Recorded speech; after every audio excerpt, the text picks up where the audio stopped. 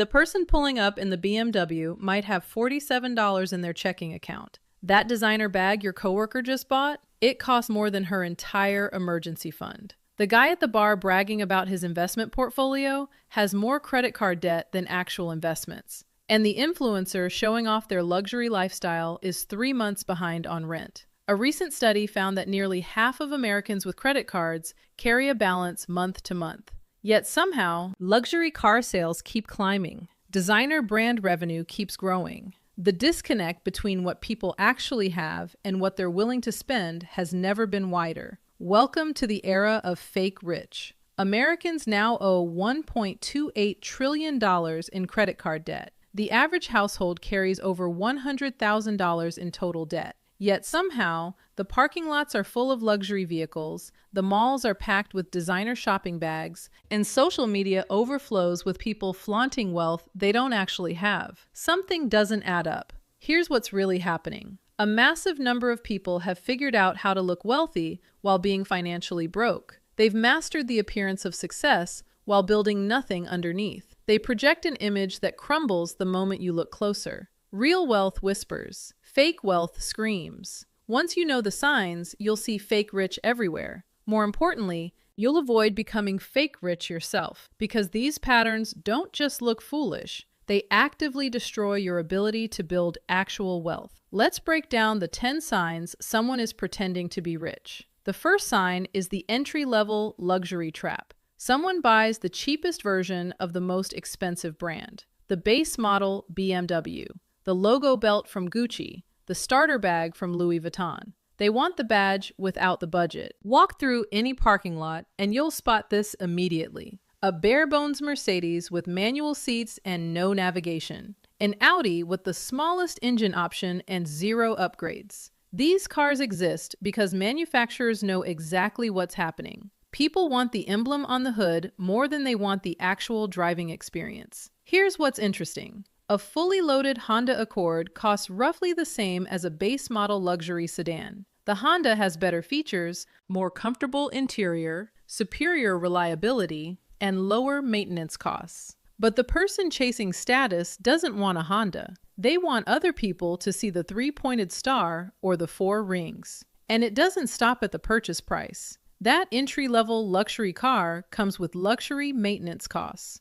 premium gas instead of regular, higher insurance premiums, more expensive parts when something breaks. The base model Mercedes costs significantly more to own than the fully loaded Toyota, not just up front, but every single month for years. The math gets brutal. Someone pretending to be rich might spend 20 to 30% of their income on looking wealthy. Someone actually wealthy spends 2 to 5% on these same categories. That difference compounds over decades into hundreds of thousands of dollars that never get invested. Truly wealthy people often buy their flashy items after they've built substantial wealth. The fake rich buy the status symbol first and hope wealth follows. It rarely does. The second sign is constant money talk. The person who won't stop steering conversations toward income, investments, spending, or deals they're working on. Every topic somehow circles back to finances, and always in a way that makes them look successful. You could be discussing pizza toppings, and this person finds an angle. Oh yeah, I used to eat that before I started making real money. You mention a vacation, and suddenly they're explaining their travel rewards strategy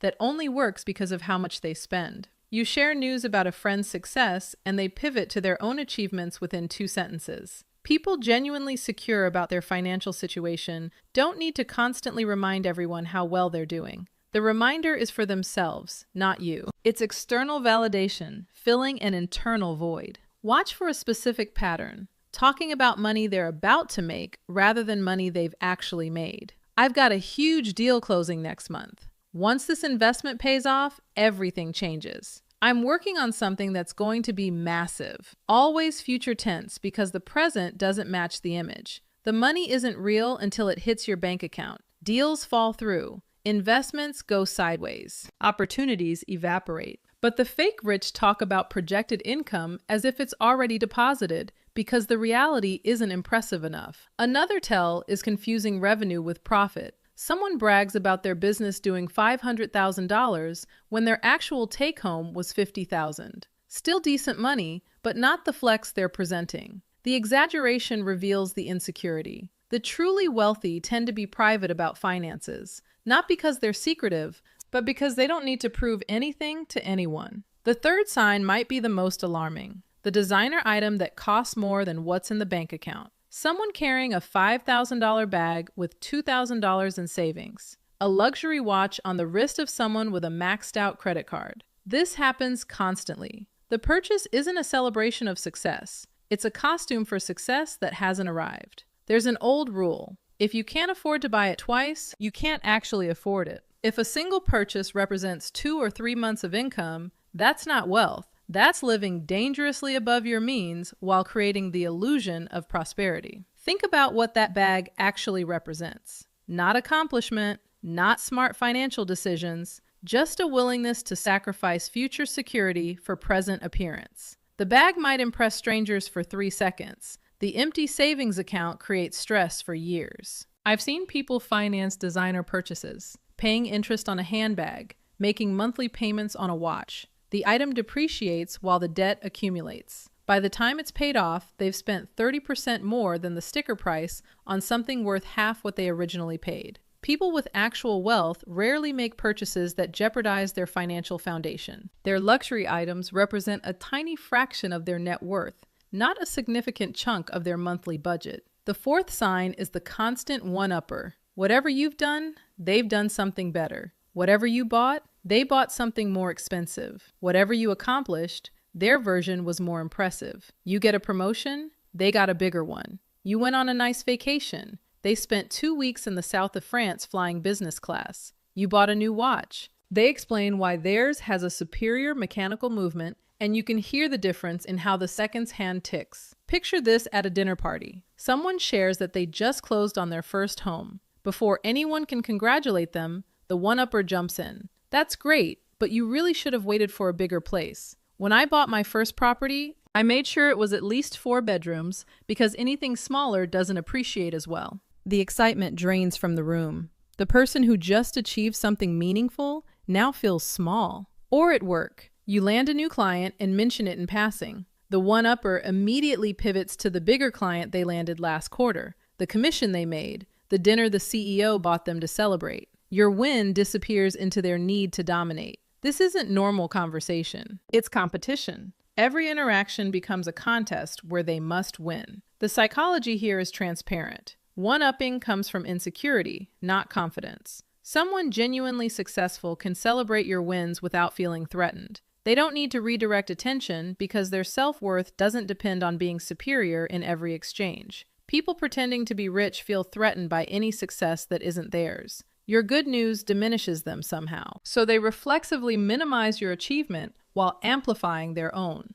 Real wealth allows someone to be genuinely happy for others. Fake wealth requires constant comparison and conquest. The fifth sign is social media performance. The curated feed of luxury experiences, expensive purchases, and lifestyle content designed to project wealth, whether or not that wealth exists. If someone's money is real, they don't need to document every moment for strangers on the internet. But for the fake rich, wealth only exists when validated by likes and comments. The experience isn't complete until it's posted. The purchase isn't satisfying until others have seen it. Here's the uncomfortable truth about social media. Showing off gets more engagement than showing discipline. A spend $1,000 at the mall with me video outperforms watch me add $1,000 to my emergency fund. The first feels aspirational. The second feels boring. This creates a perverse incentive. People learn that projecting wealth generates attention, regardless of whether the wealth is real. So they perform prosperity while building nothing. Nobody posts themselves doing dishes.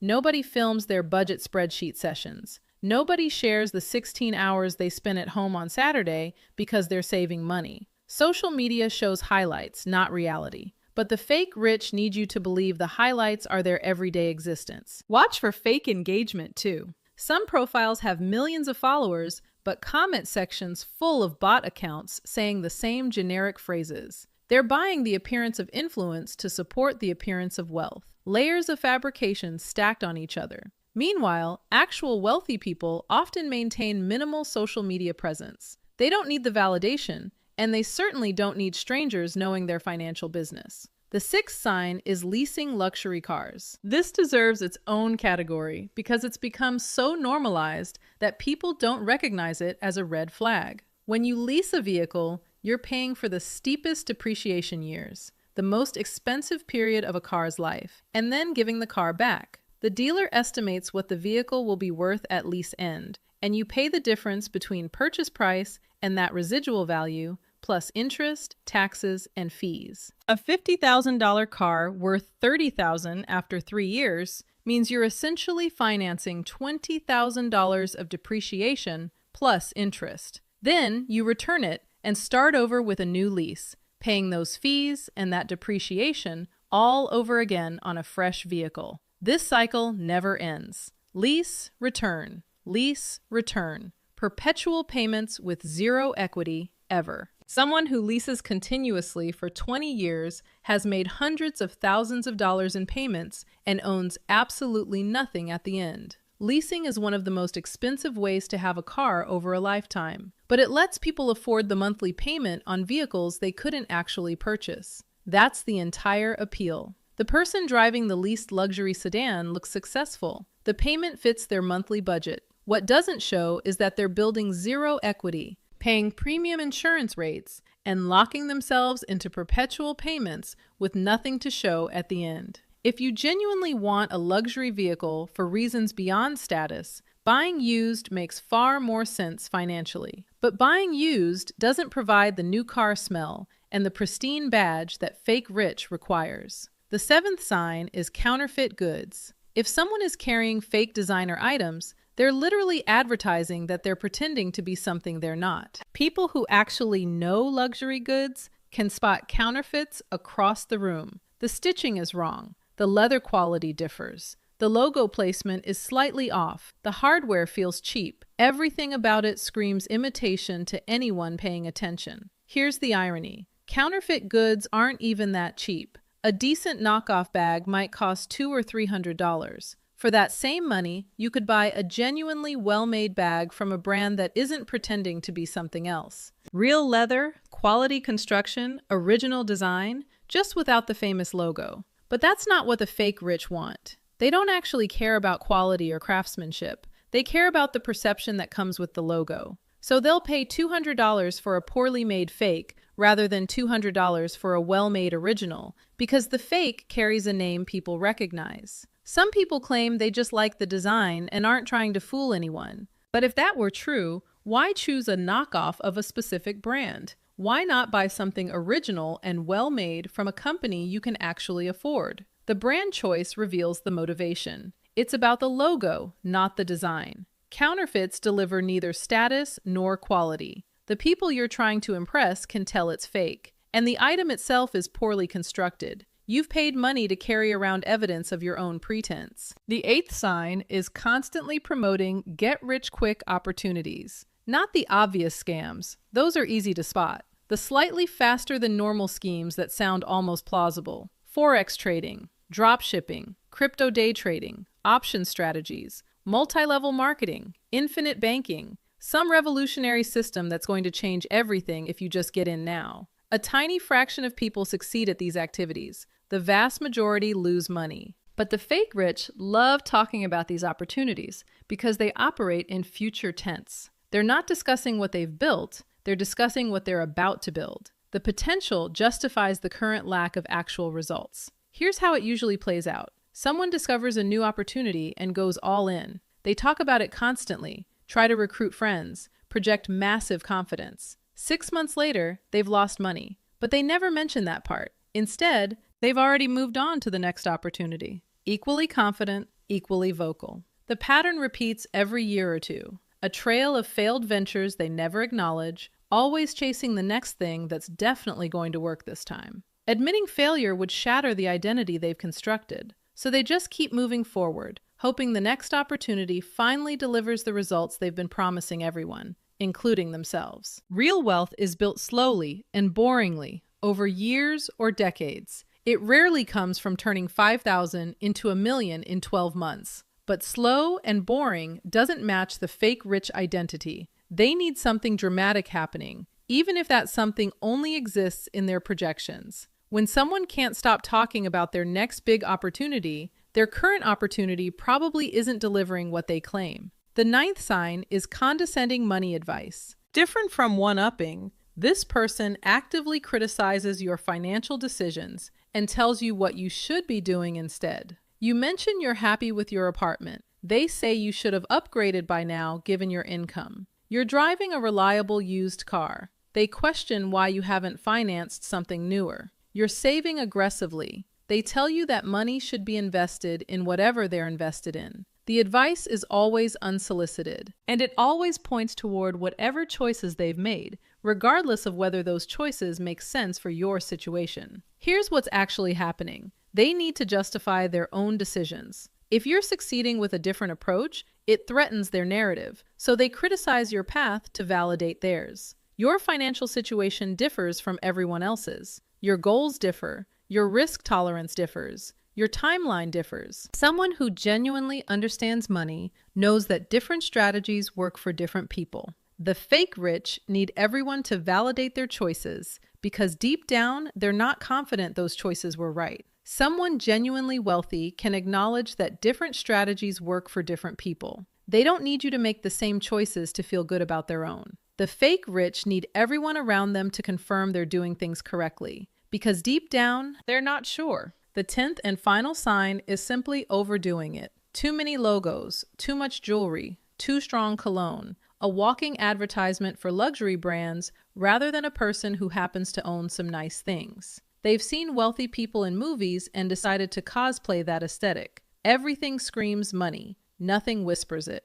Here's something worth noting. Look at photos of actual billionaires on ordinary days, not at galas or press events, but just living their lives. Mark Zuckerberg wears the same gray t-shirt constantly. Warren Buffett drives a modest car and lives in the same house he bought decades ago. Many of the wealthiest people you'd pass on the street without a second glance. They have nothing to prove. Their identity isn't tied to what strangers think of their appearance. They could buy anything, so they don't feel the need to buy everything. The fake rich operate from the opposite psychology. They feel they have everything to prove. So every item becomes a statement. Every accessory becomes evidence. The louder the display, the more desperate the attempt. The wealthiest people in most rooms dress normally. Maybe one or two quality items, but nothing designed to broadcast status. They don't need to prove anything to strangers. Their confidence doesn't require external validation through appearance. When every single item someone wears is designed to signal wealth, that signal becomes noise. It reads as desperate rather than successful. The effort shows. Actual wealth tends to be understated because it doesn't need to try.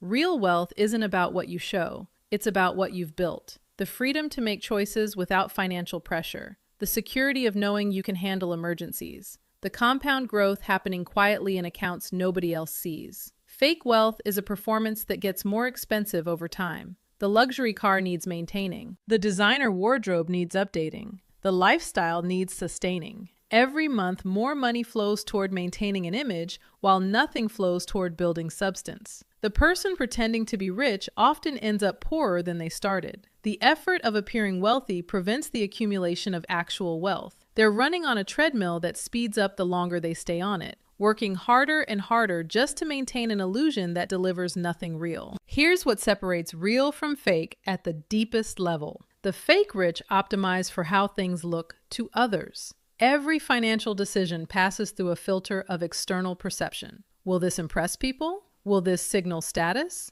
Will this make me appear successful? The actually wealthy optimize for how things work for themselves. Does this purchase make sense given my goals? Does this decision move me toward financial freedom? Does this choice align with what I actually value, not what I want others to think I value? One approach builds wealth, the other bleeds it. The next time you see someone projecting prosperity, look closer. The base model luxury car, the constant money talk, the social media performance, the one-upping and condescension, the designer items that might cost more than their savings account. Fake rich is everywhere once you know what to look for. More importantly, check yourself. Are you making financial decisions based on what genuinely serves your future? Or are you spending to maintain an image that's slowly bankrupting you? Real wealth whispers. It doesn't need anyone to notice. It doesn't require validation. It exists whether or not anyone else sees it. The goal isn't to look rich. The goal is to actually be rich. One path is expensive, exhausting, and leads nowhere. The other builds quietly until one day you realize you have options